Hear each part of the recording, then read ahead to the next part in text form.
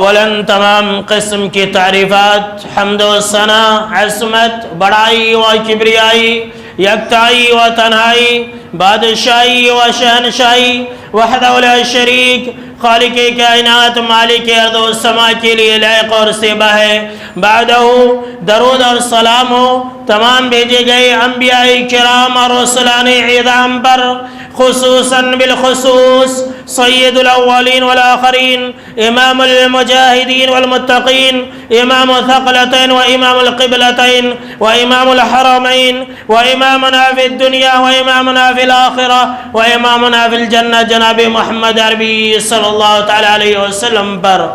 اللہم صلی علی محمد وعلی آل محمد کما صلیت علی ابراہیم وعلى آل إبراهيم إنك حميد مجيد، اللهم بارك على محمد وعلى آل محمد كما باركت على إبراهيم وعلى آل إبراهيم إنك حميد مجيد۔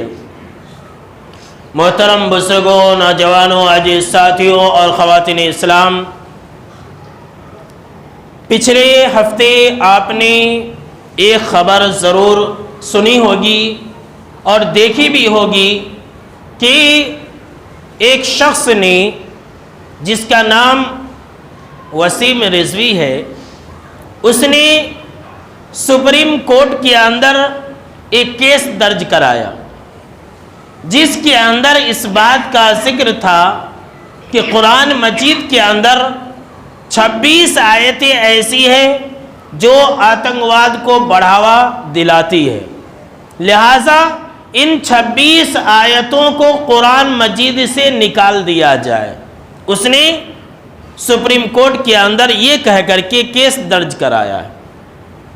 آج کا یہ ہمارا خطبہ جمعہ اسی قرآن مجید ہی کے تعلق سے ہے۔ اس بات میں کوئی شک نہیں ہے کہ قرآن مجید ہی ایک ایسی کتاب ہے جو تمام انسانوں کو مخاطب کرتا ہے، اور قرآن مجید کے اندر ایک نہیں، دو نہیں، تین نہیں، چار نہیں، بلکہ 350 مقامات پر اللہ رب العالمین نے اس بات کا ذکر کیا ہے کہ یہ قرآن مجید پوری دنیا کی انسانیت کے لیے ہے۔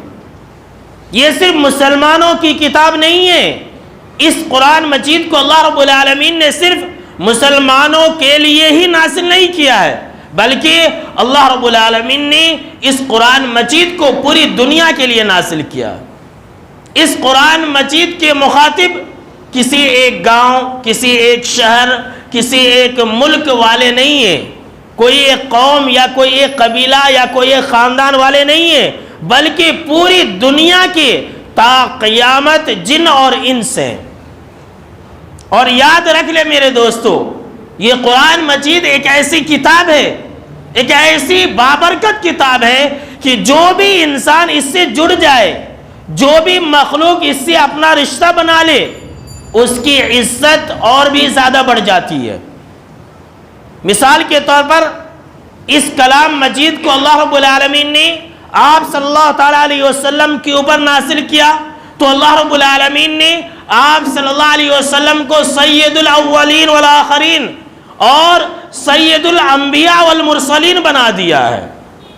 اس قرآن مجید کو لانے والے حضرت جبریل امین تھے، اللہ رب العالمین نے انہیں سید الملائکہ یا پھر افضل الملائکہ، تمام فرشتوں کا سردار بنا دیا۔ یہ کلام پاک جس مہینے کے اندر نازل کی گئی، اللہ رب العالمین نے اس مہینے کو ہی بابرکت بنا کر کے اس کا نام قرآن مجید کے اندر ذکر کر دیا۔ یہ قرآن مجید جس رات نازل کی گئی، اس رات کو اللہ رب العالمین نے 83 سال سے زیادہ افضل رات قرار دے دیا۔ اتنا ہی نہیں، جس امت کو اللہ رب العالمین نے یہ قرآن مجید عطا کیا، اللہ رب العالمین نے اس امت کو کنتم خیر امہ، یعنی کہ تم سب سے بہترین لوگ ہو کا لقب دے دیا۔ یہ قرآن مجید ایک ایسی کتاب ہے کہ جو بھی انسان اس سے اپنا رشتہ جوڑ لے گا، وہ انسان دنیا ہی کے اندر ہر طرح کے خیر اور بھلائی کو حاصل کرے گا۔ یہی وہ قرآن ہے کہ جس کے پڑھنے والے، پڑھانے والے، لینے والے، دینے والے، سیکھنے والے، سکھانے والے سب سے بہتر اور افضل انسان ہے۔ یہی وہ قرآن ہے کہ جہاں پر بھی تلاوت کی جائے اللہ رب العالمین کی رحمتیں، برکتیں اور سکینتوں کی برسات ہونے لگتی ہے۔ یہی وہ قرآن ہے کہ جہاں پر بھی لوگ تلاوت کرنے لگے فرشتے وہاں پر آ کر کے جمگھٹا لگا دیتے ہیں۔ یہی وہ قرآن ہے جس کے بارے میں رب العالمین نے سورہ طٰہٰ کے اندر کہا فَمَنِ اتَّبَعَ هُدَايَ فَلَا يَضِلُّ وَلَا يَشْقَىٰ، کہ جو بھی اس قرآن مجید کی پیروی کرے گا وہ نہ تو گمراہ ہوگا اور نہ ہی بدبخت ہوگا۔ یہ ہے ہی ایسی کتاب، یہ ایسی کتاب ہے جسے جناب محمد عربی صلی اللہ تعالیٰ علیہ وسلم نے اور اللہ رب العالمین نے اپنی کلام پاک کے اندر اللہ کی رسی قرار دیا ہے۔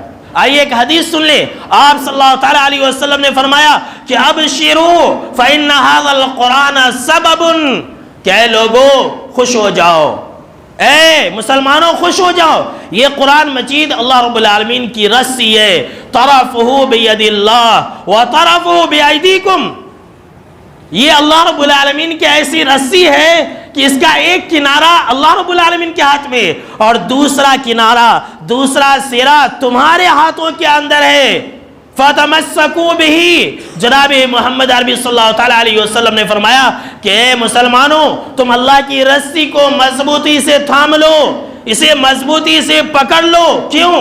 اس لیے کہ اگر تم اس قرآن مجید کو، اللہ کی اس رسی کو مضبوطی سے پکڑ لو گے تو پھر نہ ہی تم گمراہ ہو سکتے ہو اور نہ ہی تم ہلاک و برباد ہو سکتے ہو اگر تم قرآن مجید اللہ کی رسی کو مضبوطی سے پکڑ لیے۔ میرے دوستوں، محترم بزرگوں، نوجوانوں، جناب محمد عربی صلی اللہ تعالیٰ علیہ وسلم کے فرمان کے مطابق یہ دور فتنوں کا دور ہے۔ یہ ایسا دور ہے جہاں پر ہمیشہ کوئی نہ کوئی ایک شخص یا ایک انسان اسلام اور مسلمانوں کے خلاف دشمنی پیدا کرنے والی حرکتیں کرتا رہتا ہے یا اسے کرایا جاتا ہے۔ کوئی ایسا مہینہ نہیں ہے، کوئی ایسا سال نہیں ہے جبکہ اسلام کے خلاف، مسلمانوں کے خلاف سازشیں نہ رچی جائے، کچھ نہ کچھ حرکت کی جاتی رہتی ہے۔ کبھی قرآن مجید کے خلاف کچھ کہا جاتا ہے جیسا کہ ابھی اس ملعون وسیم رضوی نے ایسا کہا ہے، کبھی مسلمانوں کو بدنام کرنے کے لیے یہ کہا جاتا ہے کہ ہندوستان کے اندر کرونا یہ مسلمانوں ہی کی وجہ سے آیا ہے، اور اس سلسلے میں آپ نے دیکھا ہوگا کہ تبلیغی جماعت کو لے کر کے کتنا مسلمانوں کو بدنام کیا گیا ہے۔ یہ دراصل ایک سازش ہے، یہ دشمنان اسلام کی، یہ کافروں کی، مشرکوں کی ایک سازش ہے کہ مسلمانوں سے، اسلام سے لوگوں کو بدزد کیا جائے، قرآن مجید سے لوگوں کو دور کیا جائے۔ اور یہ دراصل اسلام سے ڈرتے، مسلمانوں سے نہیں ڈرتے، ہم سے اور آپ سے نہیں ڈرتے، ہمارے اور آپ کے اعمال تو ویسے ہے ہی نہیں کہ یہ کفار اور مشرکین ڈرے۔ یہ اسلام کے غلبے سے ڈرتے ہیں، یہ اسلام کی طاقت اور قوت سے ڈرتے ہیں۔ اور یاد رکھ لے میرے دوستو کہ یہ کفار اور مشرکین سر توڑ کر کے کوشش کر لے، اپنا تن من دھن سب کچھ لگا دے، مگر اسلام کا کچھ نقصان نہیں کر سکتے۔ ان کا خود نقصان ہوگا، یہ ہاتھ ملتے رہ جائیں گے، لیکن اسلام کا کبھی کچھ نہیں ہو سکتا ہے، قرآن مجید کا کبھی کچھ نہیں ہو سکتا ہے۔ اللہ رب العالمین نے قرآن مجید کے اندر آج نہیں بلکہ آج سے 1450 سال پہلے ہی یہ اعلان کر دیا ہے کہ یریدون لیطفئوا نور اللہ بافواہہم واللہ متم نورہ ولو کرہ الکافرون، کہ یہ کفار اور یہ مشرکین یہ چاہتے ہیں کہ اپنے منہ کے پھوک سے، اوچھی حرکتوں سے، چلر حرکتوں سے، اس طرح کے کیس اور مقدموں سے اسلام کے چراغ کو بجھا دے، اسلام جو اللہ رب العالمین کا نور ہے، اللہ کے نور کو بجھا دے۔ اللہ رب العالمین نے فرمایا ایسا وہ ہرگز نہیں کر سکتے۔ اللہ رب العالمین اپنے نور کو مکمل کر کے رہے گا، اگرچہ یہ کفار اور مشرکین ناپسند کرے۔ وہ سوچتے ہیں کہ ایسا کرنے سے مسلمان ڈر جائیں گے، ایسا کرنے سے قرآن مجید بدنام ہو جائے گا، ایسا کرنے سے اسلام بدنام ہو جائے گا۔ ایسا نہیں ہو سکتا ہے۔ یاد رکھ لیجئے، قدرت نے اسلام کے اندر ایسی طاقت اور قوت رکھ دی ہے کہ یہ جتنا ہی دبائیں گے یہ اتنا ہی زیادہ اور ابھرے گا، جتنا زیادہ اسلام اور مسلمانوں کو بدنام کریں گے اتنے ہی زیادہ اسلام اور مسلمانوں کی تعداد بڑھتی جائے گی۔ میرے دوستو، کسی ایک انسان کا کیس کرنے سے کچھ نہیں ہوتا۔ اب دیکھیے مسلمان اتنے بڑے بیوقوف ہیں، اتنے بڑے بیوقوف ہیں کہ میں کہہ نہیں سکتا ہوں۔ کسی بدبخت نے، ملعون نے، جو کہ شیعہ ہے، ایک چیز بک دیا، اب مسلمان اسے شیئر کرتے ہیں۔ اس نے ایک مرتبہ کہا اور مسلمان اسے ہزاروں کی تعداد میں، لاکھوں کی تعداد میں شیئر کرتے ہیں۔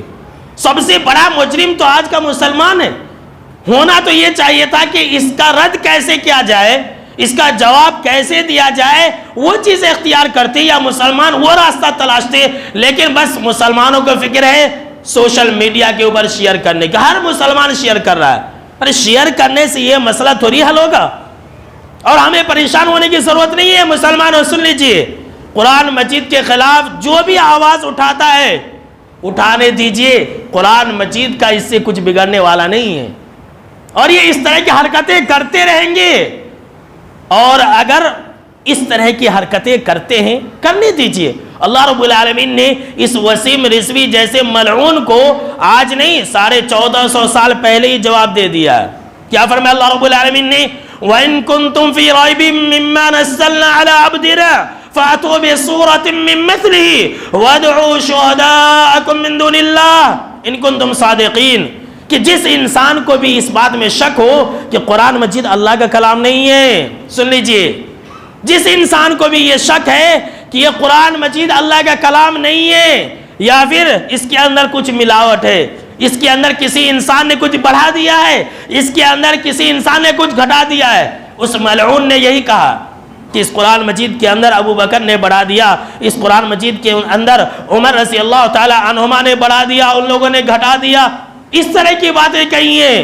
یہ قرآن مجید آتنکواد کی تعلیم دیتی ہے، نعوذ باللہ، جبکہ ایسا ہو ہی نہیں سکتا ہے۔ اللہ رب العالمین نے چیلنج دیا ہے، آج نہیں، آج سے 1450 سال پہلے اللہ رب العالمین نے کہا کہ اگر شک ہے کہ یہ کلام، یہ قرآن مجید اللہ کا کلام نہیں ہے، یہ اللہ رب العالمین کی باتیں نہیں ہیں، تو ایسا کرو اس جیسی ایک صورت ہی لا دو۔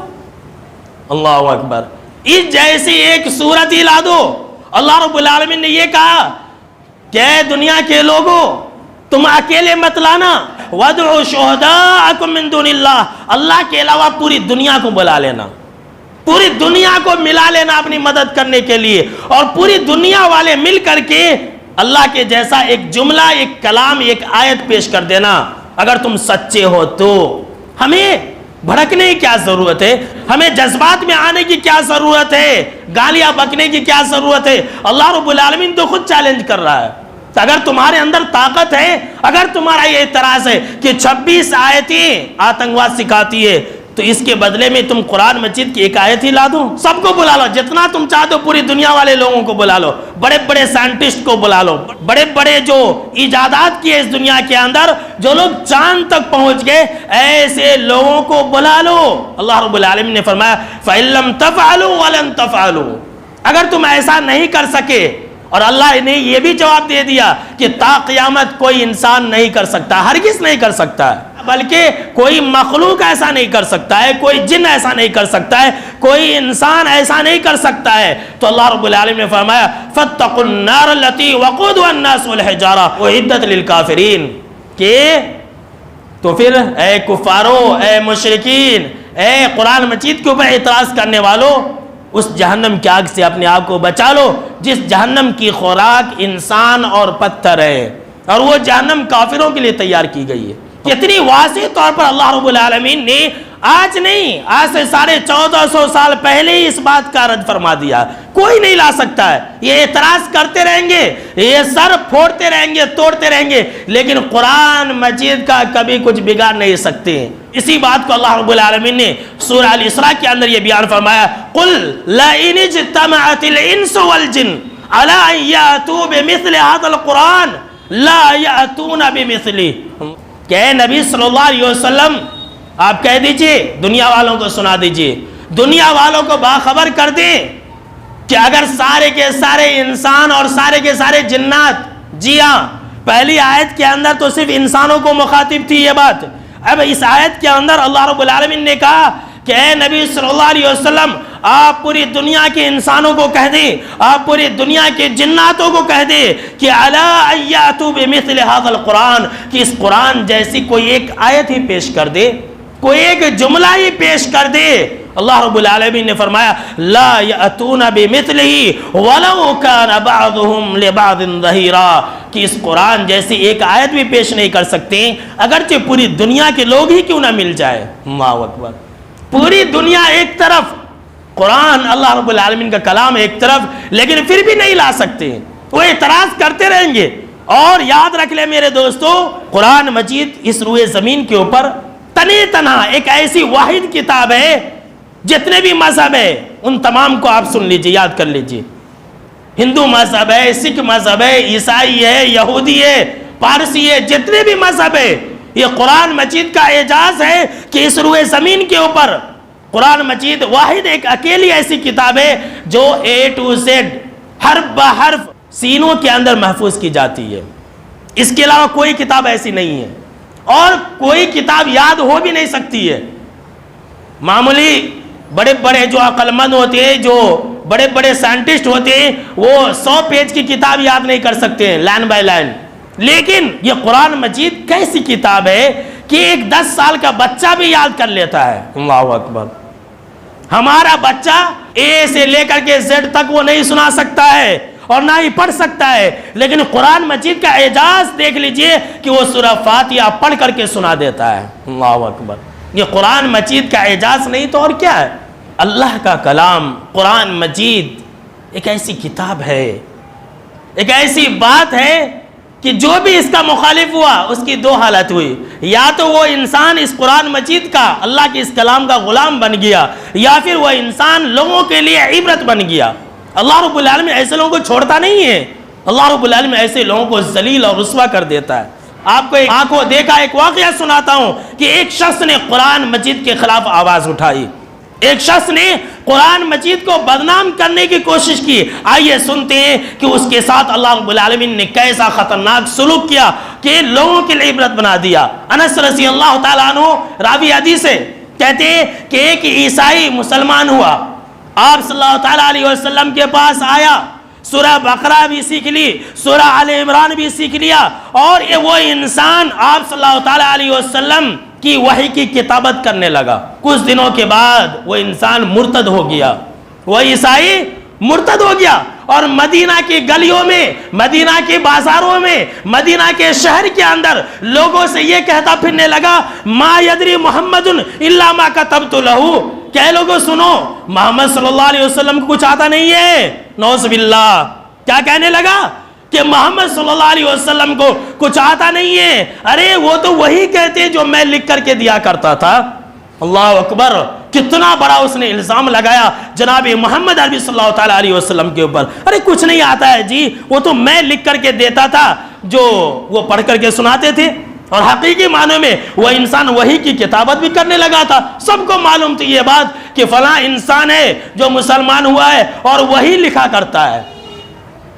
کہتا پھرنے لگا، اللہ کا عذاب دیکھیے کیسے نازل ہوتا ہے۔ کچھ دن کے بعد وہ انسان مر گیا، قرآن پر اعتراض کرنے والا، قرآن کے اوپر انگلی اٹھانے والا، کچھ دن کے بعد مر گیا۔ عیسائی مذہب کے مطابق مرتد ہو گیا تھا، عیسائی مذہب کے مطابق اسے لے جا کر کے تدفین کر دیے، دفن کر دیے۔ جب دن کا اجالا ہوا تو اس کی لاش باہر پڑی ہوئی تھی۔ اللہ اکبر، عیسائیوں نے اسے دفن کر دیا تھا، لیکن جب دن کا اجالا ہوا، جب سورج نکلا تو اس کی لاش باہر پڑی ہوئی تھی۔ عیسائیوں نے کہا یہ مسلمانوں کا کام ہے، یہ مسلمانوں کا دشمن تھا، اس نے محمد صلی اللہ علیہ وسلم کو بدنام کیا، اس نے قرآن مجید کو بدنام کیا، اس لیے مسلمانوں نے اس کی لاش کے ساتھ ایسی حرکت کی ہے کہ قبر سے اکھاڑ کر کے لا کر کے باہر رکھ دی ہے۔ ایسا کہا، اور ان لوگوں نے دوسری ایک قبر کھودی، دوسری ایک ایسی گہری قبر کھودی جو پہلے سے زیادہ گہری قبر تھی، اور پھر جا کر کے دفن کر دیا۔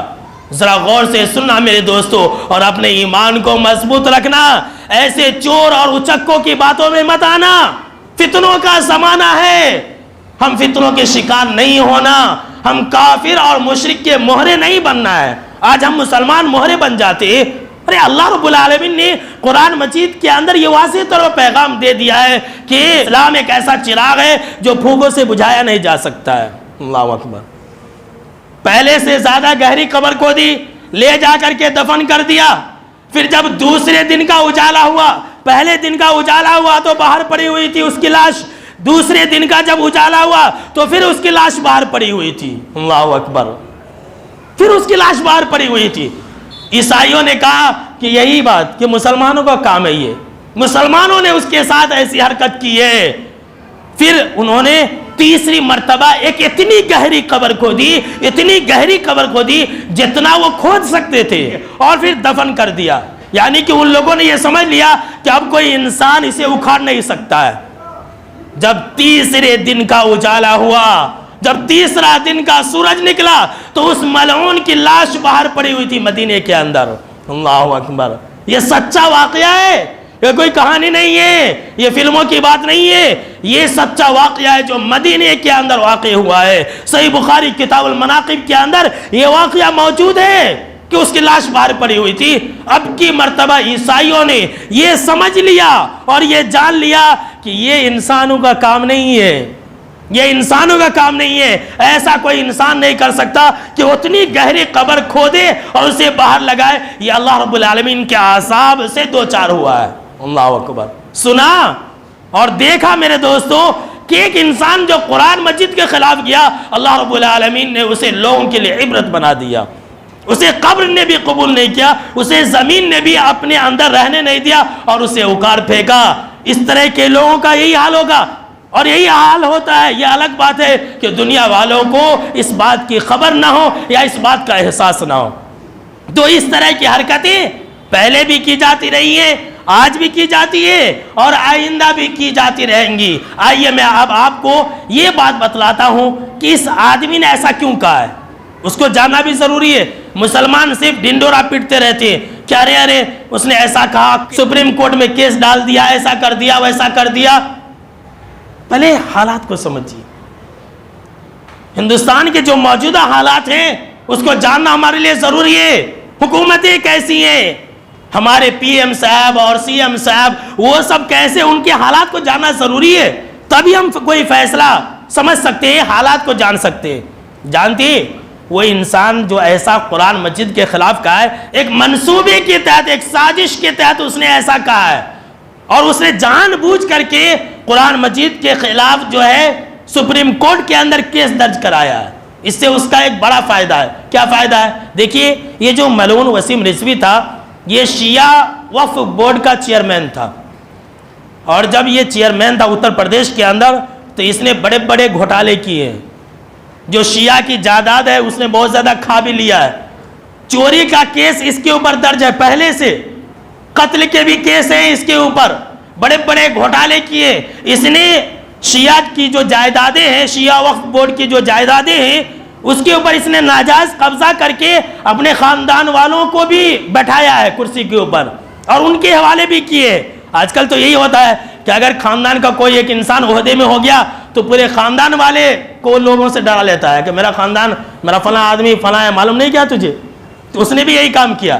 اب جب اس کے اوپر کیس درج تھا اور سی بی آئی اسے گرفتار کرنے والی تھی، وہ بھی تاڑی پار ہونے والا تھا، تو اب کیا کر دیا، حکومت کی نظر میں ہیرو بننے کے لیے اس نے یہ کیس ٹھوک دیا کہ مسلمانوں کے اندر جو کتاب ہے وہ آتنکواد سکھاتی.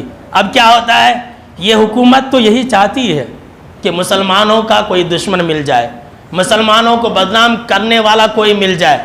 لہذا کیا ہے، اب اس نے ایسا اس لیے کیا تاکہ میں حکومت کی نظر میں ہیرو بن جاؤں گا.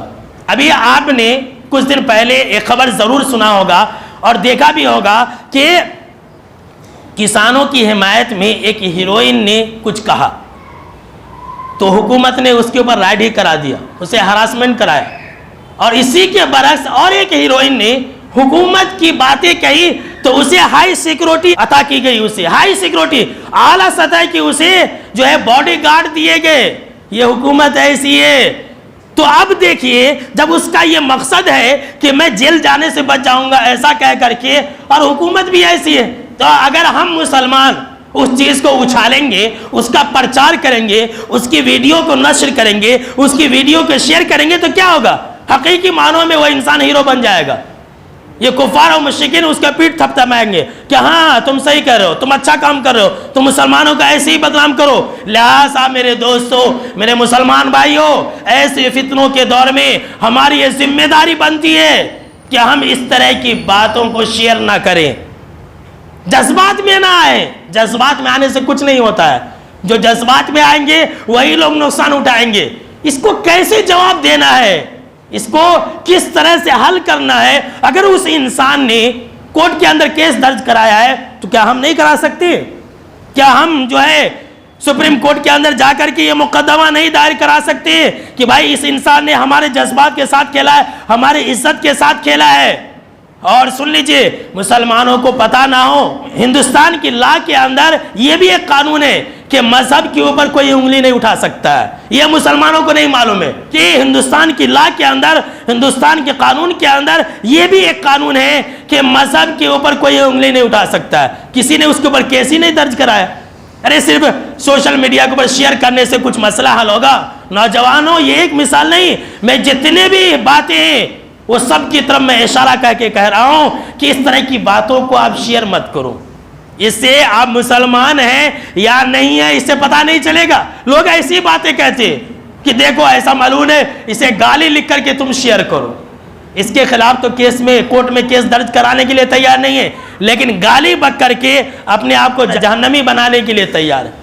کیسا دور آ گیا میرے دوستو! لہٰذا میرے مسلمان بھائیوں اور نوجوانوں، وقت اور حالات کے فتنوں کو سمجھیں، وقت اور حالات کے اور زمانے کے فتنوں کو سمجھیں، کس طرح سے مسلمانوں کو جان بوجھ کر کے نشانہ بنایا جا رہا، اور ایسے لوگوں کی حکومت مدد بھی کر رہی ہے۔